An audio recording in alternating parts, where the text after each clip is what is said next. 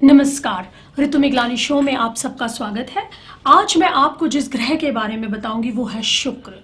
शुक्र जिसे रंग बिरंगी दुनिया कहा गया है, धन वैभव संपत्ति का कारक ग्रह माना गया है, सुखों का देव कहा गया है शुक्र। जिसके पास शुक्र है, जिसका शुक्र अच्छा है, धन संपत्ति वैभव सुख अपार उसके पास पाया जाएगा। अब मैं आपको बताऊंगी कि शुक्र की स्थिति जब कुंडली में शुभ होती है तो किस तरह के इम्पैक्ट देता है, जब अशुभ होती है तो किस तरह के इम्पैक्ट आपके ऊपर डालता है। क्योंकि शुक्र को हम ज्योतिष में सबसे महत्वपूर्ण ग्रह मानते हैं, क्योंकि धन संपत्ति का ग्रह है। आज की दुनिया में आप कह सकते हैं जिनके पास धन संपत्ति वैभव है उनके पास सक्सेस है, और जिनके पास नहीं है तो जीवन यापन करना बहुत मुश्किल है। ऐसा लगता है वो जीवन को भोगने आए हैं, जीने नहीं आए। जिनका शुक्र अच्छा है उनका जीवन वैभव पूर्ण होगा, सुख संपत्तियों से भरा हुआ होगा, धन का अपार सुख होगा, बड़ी बड़ी गाड़ियां होंगी और घूमने का बहुत शौक होगा जिनका शुक्र अच्छा होगा। अब मैं आपको बताऊंगी कि जिनका शुक्र शुभ है उनके ऊपर क्या इम्पैक्ट होगा, जिनका अशुभ है उनके ऊपर क्या इम्पैक्ट होगा। जिनका शुक्र अशुभ होता है आर्थिक कष्ट देता है। ऐसे लोग आपने देखे होंगे संस्कारी तो बहुत बनते हैं किंतु उनके अंदर संस्कार नहीं होते।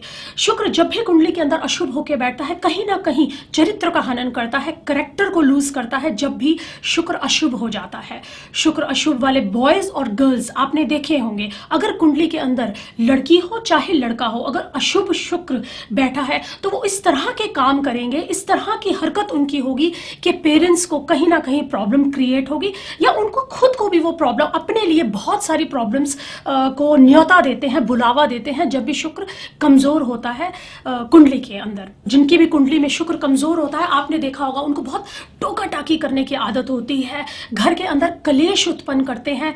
हस्बैंड वाइफ के सुखों का कारक है क्योंकि शुक्र आपस में बनने नहीं देता। हस्बैंड वाइफ लड़ते हैं, झगड़ते हैं, मार पिटाई करते हैं, और मार पिटाई इतनी ज्यादा हो जाती है कि वो डिवोर्स तक बात को कोर्ट तक लेके चले जाते हैं। शुक्र जिनका अशुभ होता है उनके चेहरे पे कोई आकर्षण नहीं होता, आभा का, जिसे आप कहते हैं ग्रेसफुल नहीं होते, आभा का अभाव होता है जिनका शुक्र कमजोर होता है। कुंडली में जब भी शुक्र अशुभ होता है एक्स्ट्रा मैरिटल अफेयर्स का कारण बन जाता है, चाहे मेल हो चाहे फीमेल हो। जिनकी भी कुंडली में, दोनों में से किसी की भी कुंडली में अगर अशुभ है शुक्र, तो उनका ऑफिस में या बाहर शादी के बाद एक्स्ट्रा मैरिटल अफेयर कहीं ना कहीं चलता रहता है जिनका शुक्र अशुभ होता है। शुक्र कमजोर वाला व्यक्ति केवल जीवन को भोगने आता है, जीवन जीने नहीं आता है। जिनका शुक्र कुंडली में अशुभ होता है उनको यूट्रस की प्रॉब्लम होती है, कमर, पांव और पेट संबंधी प्रॉब्लम्स को शुक्र क्रिएट करता है जब भी अशुभ होकर या कमजोर होकर कुंडली में बैठ जाता है। शुक्र जब भी मंगल के साथ युति करता है तो घर के कलेशों का कारण बन जाता है, घर में आपसी हस्बैंड वाइफ के कलेशों का कारण बनता है शुक्र और मंगल की युति। और जब भी शुक्र सूर्य के साथ युति करता है तो दो विवाह के कारण का योग बनता है। दो विवाह का योग मतलब उनकी दो शादियां करवाने का प्रबल योग बना देता है जब भी शुक्र सूर्य के साथ बैठता है। यहां मैं आपको एक चीज और बता देना चाहूंगी, जिनके भी बच्चे बड़े हैं, लड़का या लड़की शादी के लायक है, वो अपनी कुंडली जरूर उठा के देखें। जिनका शुक्र 8th हाउस में है, वो चाहे लड़की है चाहे लड़का है, अगर उनकी कुंडली में शुक्र 8th हाउस में है तो 25 वर्ष के बाद उनका विवाह करें। मेरी इस बात को आप बहुत ध्यान से सुने और नोट करें, और कुंडली उठा के अपने बच्चों की जो शादी के लायक है प्लीज आप चेक कर लें कि अगर शुक्र 8th हाउस में है तो 25 साल के बाद विवाह करें, और अगर शुक्र 4th हाउस में है वो 22 में, 24 में, 29 में और 32 में भूल कर भी ऐसे बच्चों की शादी ना करें। इस एज में बच्चों की शादी ना करें जिनका शुक्र 4th हाउस में है। शुक्र जब भी राहु के साथ योग करता है, युति करता है, या केतु के साथ युति करता है, चाहे वो मेल की कुंडली में हो चाहे फीमेल की कुंडली में हो, आपने देखा होगा इस तरह के लोग जिनका शुक्र राहु के साथ है इतनी गंदी भाषा का उपयोग करते हैं, इतना गंदा बोलते हैं, जिसे आप कह सकते हैं कि कानों में से खून निकलने वाली भाषा का उपयोग करते हैं, ताने मारने की आदत होती है। जिनका शुक्र अशुभ होता है, राहु के साथ होता है या केतु के साथ युति कर रहा होता है कुंडली के अंदर, ऐसे लोग कमियां निकालना जानते हैं, लेडीज की रिस्पेक्ट नहीं करते हैं, अपनी वाइफ के अंदर किसी न किसी तरह की कमी निकालकर घर में झगड़ा करने का बहाना ढूंढते रहते हैं, जिनका शुक्र बहुत अशुभ होकर कुंडली में बैठा होता है। अब मैं आपको बताऊंगी जिनका शुक्र शुभ होता है तो क्या इंपैक्ट डालता है। जिनका शुक्र शुभ होता है आपने देखे होंगे वो लोग थोड़े चंचल होते हैं, थोड़े रोमांटिक होते हैं, अफेयर्स उनके चलते रहते हैं। बहुत बॉयज हैं तो बहुत सारी गर्लफ्रेंड्स होंगी, गर्ल्स हैं तो बहुत सारे बॉयफ्रेंड्स होंगे।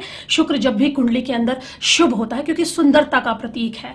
कुंडली में जब भी शुक्र शुभ होता है, ऐसे लोग बहुत क्रिएटिव होते हैं। डांस में, फिल्म लाइन में, मॉडलिंग में बहुत अच्छे डांसर्स आपने देखे हैं, बहुत अच्छे सिंगर्स आपने देखे हैं। फिल्म लाइन में आप अमिताभ बच्चन, शाहरुख खान, सलमान खान, आप अगर कुंडली उठा के ऐसे लोगों की देखेंगे तो शुक्र की स्थिति बहुत मजबूत होगी, जो इन्हें धन संपत्ति अपार दे रही है। जिनका शुक्र शुभ होता है उनके जीवन साथी बहुत सुंदर होते हैं, बहुत सुशील होते हैं। वो थोड़े से आपस में उनकी शरारतें चलती हैं, लड़ाई झगड़े थोड़े थोड़े होते हैं, पर मन मुटाव नहीं होता, बहुत खुश रहते हैं। और उन लोगों को बहुत परफ्यूम्स बहुत अच्छे लगते हैं, खुशबू बहुत अच्छी लगती है, घूमने फिरने का शौक होता है, धन संपत्ति अपार होती है, प्रॉपर्टी के सुख होते हैं, लंबी लंबी गाड़ियों का शौक होता है, जिनका शुक्र शुभ होकर कुंडली के अंदर बैठा होता है। शुक्र जब भी कुंडली के अंदर शुभ होता है, ऐसे लोग आपको बहुत स्मार्ट मिलेंगे, बहुत आकर्षण होता है ऐसे लोगों में जिनका शुक्र शुभ होता है। क्यूट कह सकते हैं ऐसे लोगों को, आप अपना काम निकलवाना जानते हैं। शुक्र शुभ वाले लोग, ऐसे लोगों को काली गाय की सेवा करनी चाहिए, सफेद गाय की सेवा नहीं करनी चाहिए। चमकीले रंग ऐसे लोगों को पसंद होते हैं जिनका शुक्र शुभ होता है। कपड़ों का बहुत शौक होता है, लंबी लंबी गाड़ियों का बहुत शौक होता है, जिनका शुक्र शुभ होता है। अब मैं आपको शुक्र की कुछ रेमेडीज बताऊंगी जो आप कर सकते हैं। सबसे पहले तो आप लेडीज का, स्त्री पक्ष का रिस्पेक्ट करें और गंदे ना रहें, अच्छे से अच्छे परफ्यूम का इस्तेमाल करें, और अपने घर में जितनी भी आपके चादरें हैं, कपड़े हैं, वो बिल्कुल साफ सुथरी होनी चाहिए, कटी फटी नहीं होनी चाहिए, अगर आप शुक्र को मजबूत करना चाहते हैं तो। बाकी की रेमेडीज तो आपको आपके एस्ट्रोलॉजर के पास जाना पड़ेगा, वो देख के शुक्र की स्थिति कुंडली में क्या है, उसी हिसाब से आपको रेमेडी देगा। अगर आपको ये एपिसोड अच्छा लगा, आप इसे शेयर कीजिए, लाइक कीजिए और सब्सक्राइब कीजिए। धन्यवाद।